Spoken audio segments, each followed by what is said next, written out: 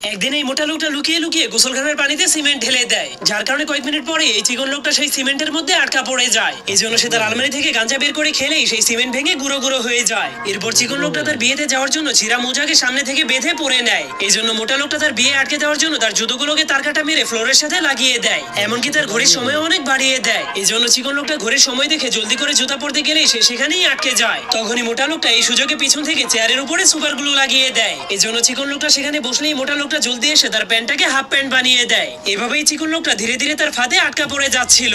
এমনকি মোটা লোকটা লুকিয়ে লুকিয়ে তার আয়নাতে ব্রাশ লাগিয়ে দেয়। এই জন্য চিকন লোকটা আয়নাতে নিজের চেহারা দেখার পর মনে করে তার দাড়িগুলো অনেক বড় হয়ে গিয়েছে। এই জন্য সে মেশিন দিয়ে তার দাড়িগুলোকে কাটতে গেলেই মোটা লোকটা খাম্বার উপরে উঠে কারেন্টের ভোল্টেজ বাড়িয়ে দেয়, যার কারণে মেশিনের স্পিড অনেক বেড়ে যাওয়ার কারণে তার বিয়ের পোশাকগুলো একদমই নষ্ট হয়ে যায়। তখন তার এই অবস্থা দেখে মোটা লোকটা তাকে নিয়ে মজা করতে শুরু করে দেয়। এই জন্য চিকন লোকটা অনেক রেগে তাকে মারতে গেলেই সে দেখতে পায় তার বিয়ের সময় হয়ে গিয়েছে। এই জন্য সে জলদি করে একটা ব্যারেল পরে